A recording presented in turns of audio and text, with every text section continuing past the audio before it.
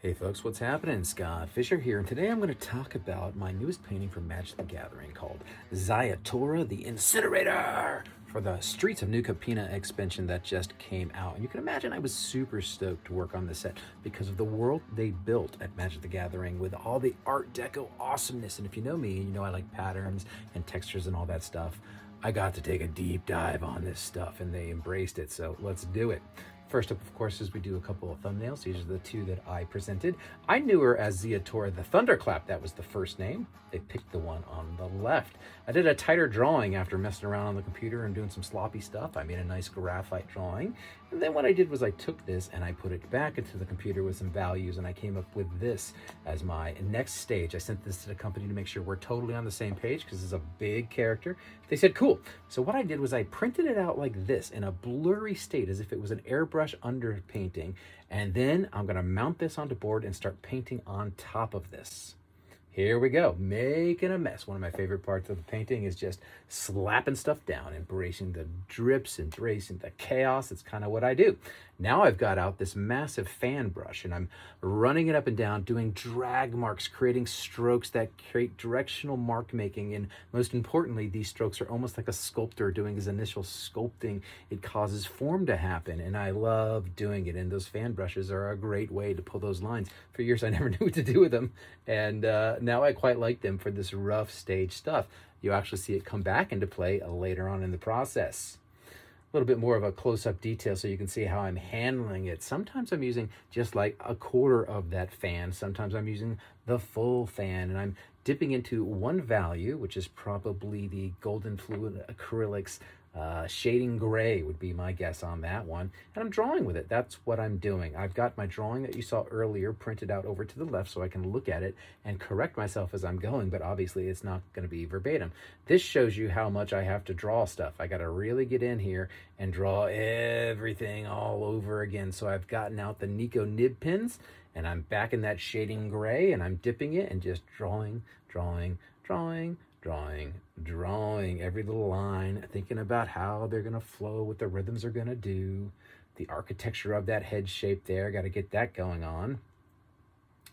And, you know, all these forms were designed. This dragon was designed before I did it, so I was actually being able to look at the reference that Magic provided to create this helmet. I didn't have to do that on my own. And this is a Draco demon, or a demon, dragon demon. Anyway, so it's both a demon and a dragon. So it has some humanoid characteristics versus a real quadrupedal dragon. But I love playing in that space, and it was fun to do it. You can see what I do sometimes. If you look down that torso, I use a liner brush with loose, thinned out paint, and I do rough drawing. It's like my rough sketch. Now I'm going in with a liner brush with a little bit more of an opaque paint, and I'm tightening up all of that detail with the brush. At times I will switch back to the nib pin because that will give me the absolute accuracy that I want. Couldn't help it, already threw some values in there. Yeah, so all that rough stuff on the left, that's all done with the fan brush and really loose, thinner paint, so it's not as opaque. Now I'm able to go in once again with a liner brush and this darker paint, probably the same paint actually, it's just a little bit more opaque and there's no medium added to it, so that I can just start darkening up. That's the fun thing about the Golden Fluid Acrylics shading gray, is that it gets darker every time you go over it. You saw I got a sponge brush out there really quick and I started spattering all over it once again. But I needed more details, so I took a charcoal pencil a second ago and I sketched in some of the details on the wing armor. Now I'm going in with that brush. You can see sometimes I'm able to pull like a 1/2 inch wide stroke with it if I lay those bristles down on their side and just pull it across like that. And then sometimes I go to the top. I find these liner brushes to be very versatile, and I like the way they break apart sometimes. Then I'm able to go back into the wider fan brushes. Big fan of the Robert Simmons white sable brushes to do this stuff. They're very soft and very long and probably considered more of a watercolor brush, but I love them for acrylic paint. Let's tighten up that leg. Just going in there, man. So some of this is looking at the reference. You can see I'm staring at the piece a lot though. So I'm trying to make judgments on the fly and be connected to the piece while I'm drawing on it, you know? It's like I have my foundation underneath there. I've really drawn the hell out of this thing before I even started painting. And now I can draw and I can always reference the material if I need to, but I can just, it's kind of a communication. It's a talk with it. If I do a line here, maybe I should do a line here. Time to get into this background, you know. I just wanted this architecture to be hanging out there and be Pretty simple and not too distracting, but super Art Deco. So I'm going in with one color. A lot of times if you establish that base middle value with one color, then you can modulate that. You can make it a little darker and lighter wherever you need.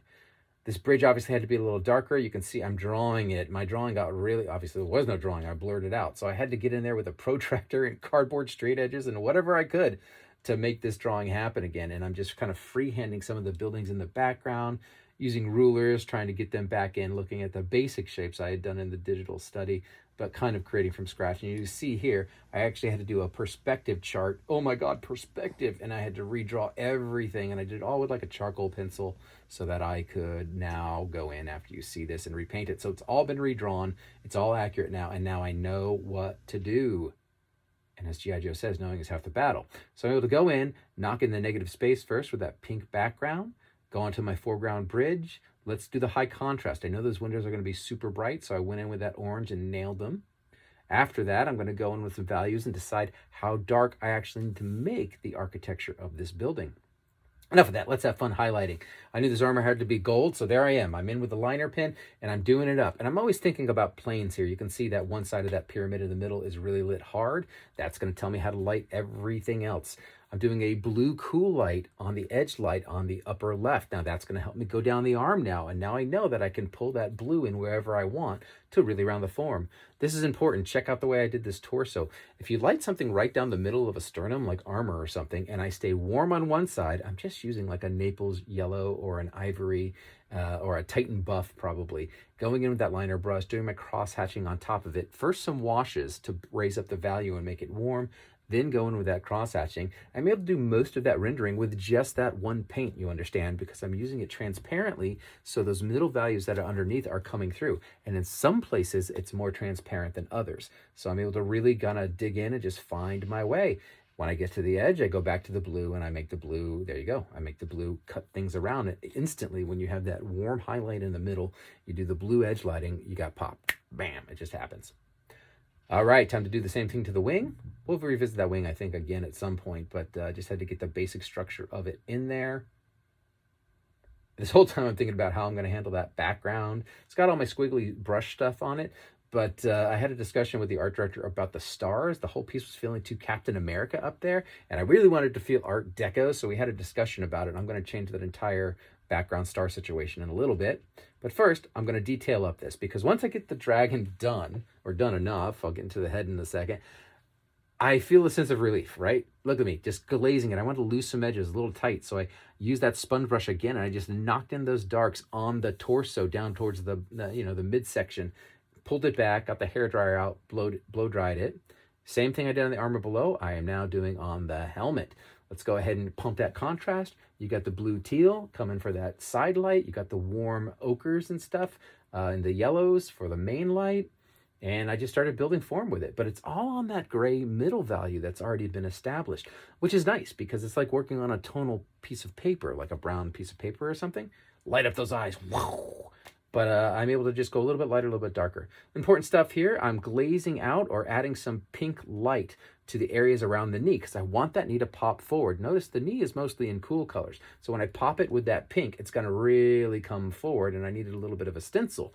Add that blue edge lighting that we did earlier, and whoa, that knee's really coming at us now, and we're leaving that foreshortening, using the warm light on the other side to rim light it because the hands are going to be glowing as you see here. Working that negative space in there, I'm just trying to increase the contrast in certain areas and make the silhouette a little bit clearer. I'm not going to go in with anything pure white or anything behind there because I don't want it to be too high point of contrast, but I just like to do it in a way that lets things pop just a little bit more. And I'm just going on the flow here, just kind of free forming, like, oh yeah, this could use a little tweak. Maybe I'll punch this up here. Oh, while it's in my hand, I'll go do this. Maybe I'll darken the tips of the wings, which I did. You see, I went in and I just darkened all the tips. I didn't run it all the way up, right? I left it so that we can have a bit of that glow.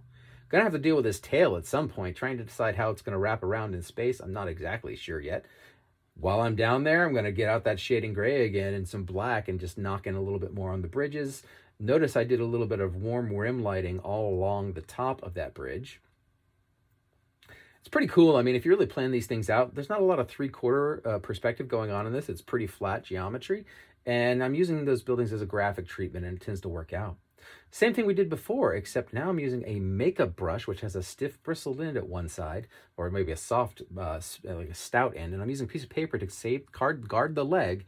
And then I'm going in and I'm almost like an airbrush. I'm going in with this soft brush and scumbling. See how fast I have to move? Because I'm just trying to raise up the value of all that stuff because it got too much contrast in it.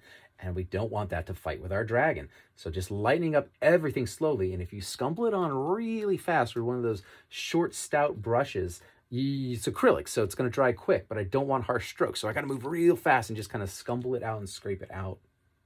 Using the liner brush to go around stuff a little bit, using that pink light here and there.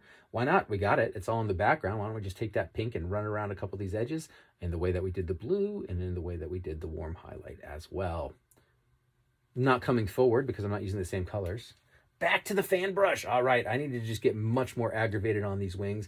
I wanted them to drop into stroke, right? I don't want to have these super tight, boring wings all the way out. It'll kind of lock the whole piece and make it feel like it was cookie cutter. So I just got out there with huge strokes and just wham, wham, wham, wham, because I want all that crunchy, tight detail to be in the front. Getting close to the end on this one, I am painting out the background. This takes forever. Oh my God. All of this graphic stuff took forever. I love it dearly, but my God, filling that in, and then you run out of the blue paint, then you got to try to match it and mix up some more paint. Back and forth we go. It took forever to fill all this stuff in. I'm trying to get rid of those stars because I'm going to reapproach them in a more Art Deco way, keeping the sort of, what is it? Would that be like a Target billboard? Whatever, you throw the darts at a dartboard situation.